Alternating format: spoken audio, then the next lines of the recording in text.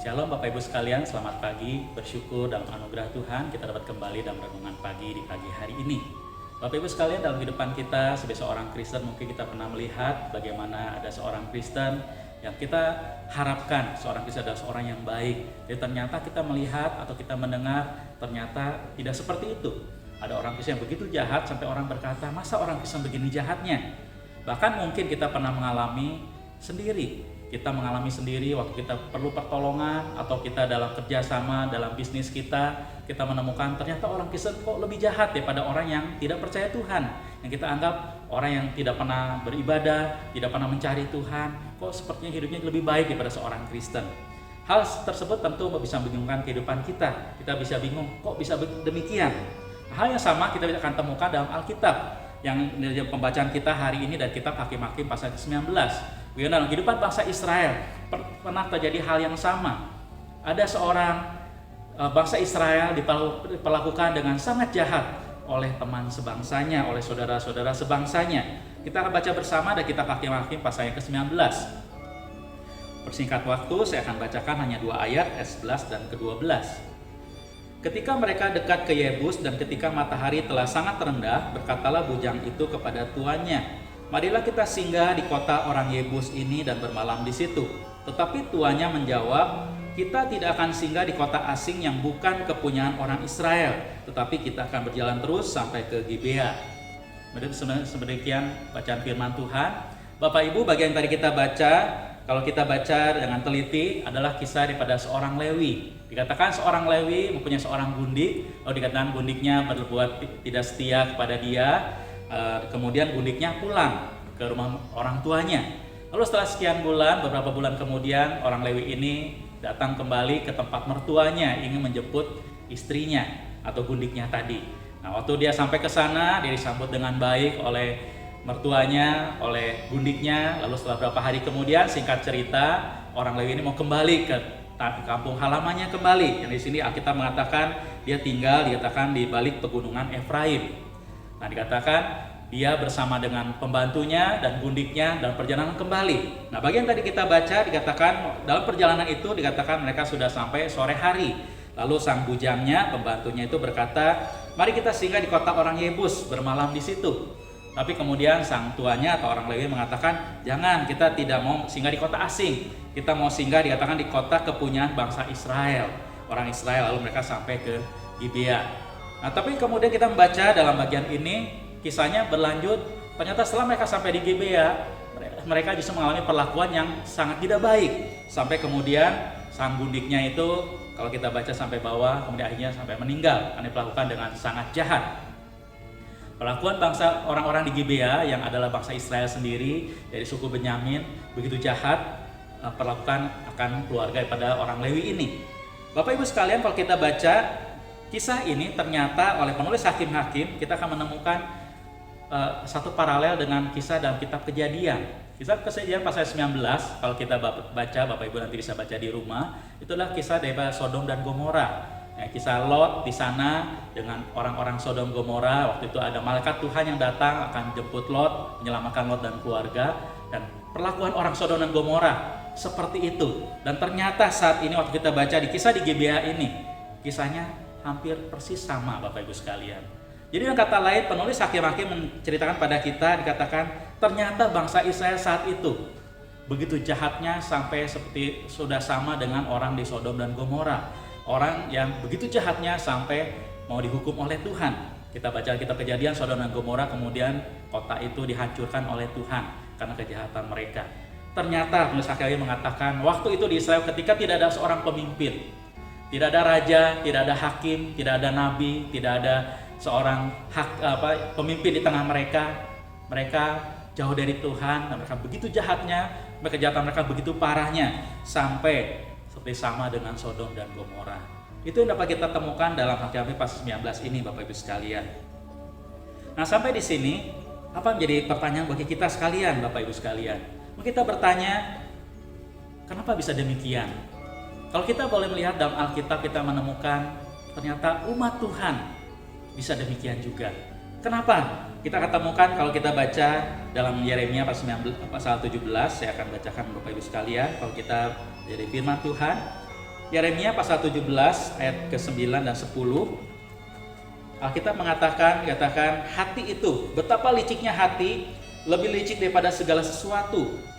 Hatinya sudah membatu, siapakah yang dapat mengetahuinya? Aku Tuhan yang melidiki hati, yang menguji batin, untuk memberi balasan pada setiap orang setimpal dengan tingkah langkahnya, setimpal dengan hasil perbuatannya. Yeremia ternyata di bagian lain dalam Alkitab, Yeremia mengatakan, di bagian yang tadi kita baca itu pernah dikatakan hati manusia itu begitu liciknya, dikatakan lebih licik daripada segala sesuatu. Nah, hati yang begitu jahatnya, begitu liciknya itu seringkali dikatakan tidak ada yang mengetahuinya, bahkan dirinya sendiri. Dalam sejarah masa Israel kita melihat saat mereka jauh daripada Tuhan, mereka mulai hidup dalam kejahatan yang makin jahat. Hidup mereka sekeliling mereka, bangsa Kanaan yang hidupnya dengan cara hidup yang jahat, mereka terbawa, lalu dan tanpa mereka sadari makin hari mereka makin jahat. Nah, kalau Bapak Ibu baca kita makin dari pertengahan setelah hak yang ini tidak ada, lalu terus makin menurun Bapak Ibu sekalian. Situasinya makin hari makin jahat, makin jauh daripada Tuhan dan makin jahat kepada sesamanya. Nah, kalau kita menemukan tadi Yeremia mengatakan itulah hati yang makin jahat. Kenapa manusia bisa demikian Bapak Ibu sekalian? Karena jauh daripada Tuhan. Nah, dikatakan hanya Tuhan yang mengetahui hati, yang bisa menyingkapkan, yang bisa mengarahkan kembali, yang bisa merubah hati kembali ke arah yang benar. Nah, dari bagian yang kita baca hari ini, apa penerapannya buat kita sekalian, Bapak Ibu sekalian? Kalau kita melihat dalam kehidupan bangsa Israel, umat Tuhan bisa demikian. Orang Kristen pun hari ini bisa demikian, Bapak Ibu. Orang Kristen yang kita temui, kita tidak pernah tahu apakah seorang itu sungguh-sungguh sudah mengenal Tuhan Yesus. Pengenalan akan Tuhan adalah urusan pribadi kita dengan Tuhan. Nah, kita bisa menemukan orang Kristen yang kita kenal. Kalau dia dekat dengan Tuhan, pasti karakternya juga seperti sama dengan Tuhan. Karakter-karakter yang baik muncul dalam kehidupan dia. Salah satu bukti yang paling nyata adalah kasih, Bapak Ibu sekalian. Seorang yang dekat dengan Tuhan akan punya kasih yang lebih dalam. Seorang makin jauh daripada Tuhan, hatinya makin keras, makin kasar, makin jahat, bisa makin tidak peduli dengan sesamanya. Tapi seorang makin dekat dengan Tuhan, harusnya hatinya lembut, hatinya akan punya kasih yang daripada Tuhan. Nah, dalam kehidupan kita hari ini, kalau kita boleh melihat di tengah situasi kita boleh terapkan dalam hidup kita sehari-hari hari ini, situasi krisis yang sudah kita alami di tengah bangsa kita. Krisis yang sulit yang kita hadapi hari ini membuat banyak dari kita bisa melihat siapakah seorang Kristen itu. Seorang Kristen yang baik, seorang Kristen yang dekat dengan Tuhan, pasti Tuhan kasih dia kepekaan untuk belajar mengasihi sesamanya. Nah, situasi seperti ini, kita bisa mulai belajar peduli pada sesama kita. Kita bisa peduli dengan saudara seiman kita saat kita mampu. Ada orang minta pertolongan pada kita bisa menolong. Bahkan tanpa minta tolong pun, kita bisa punya kepedulian bagi sesama kita. Mungkin Bapak Ibu kita boleh terapkan kehidupan kita sehari-hari hari ini. Adakah sanak famili kita yang kita kenal, sahabat-sahabat kita, saudara-saudara seiman kita yang hari ini mungkin kesulitan dalam kehidupan mereka? Kalau kita ada berkat lebih, kita bisa bantu mereka.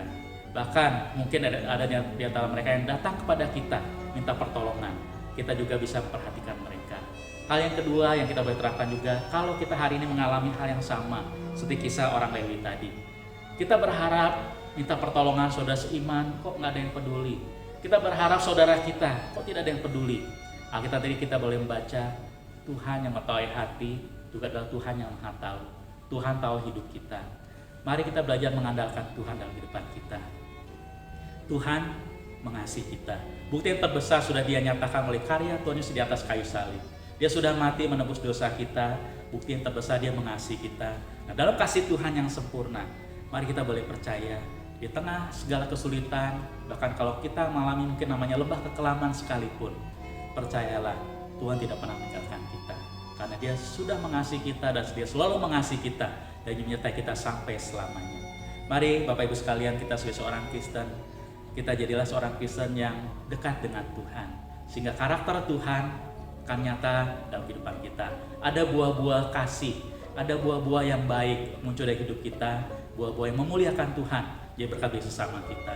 Hal yang kedua, kita ingat juga kalau kita dalam kesulitan, kita juga punya Tuhan yang mengenal hidup kita, yang tahu hati kita yang paling dalam, yang juga tahu pergumulan kita, dan Dia sangat mengasihi kita.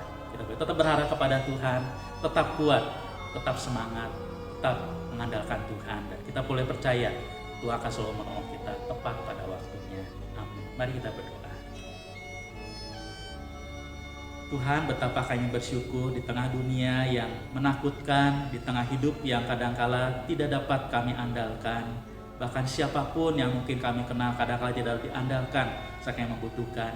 Tapi kami bersyukur Tuhan, ada Tuhan yang melihat, ada Tuhan yang tahu hati kami yang paling dalam. Tuhan mengenal seluruh kehidupan kami, dan Tuhan tahu seluruh kebutuhan kami. Makanya berdoa setiap kami masing-masing Tuhan hari ini, kalau kami ada datang dalam pergumulan yang berat, Tuhan ajar kami tetap berharap kepada Tuhan, percaya akan kasih Tuhan yang sempurna. Kau sudah mengasihi kami, menyelamatkan kami melalui karya Tuhan Yesus di atas kayu salib. Kami boleh percaya juga bahwa Tuhan juga tidak pernah meninggalkan kami.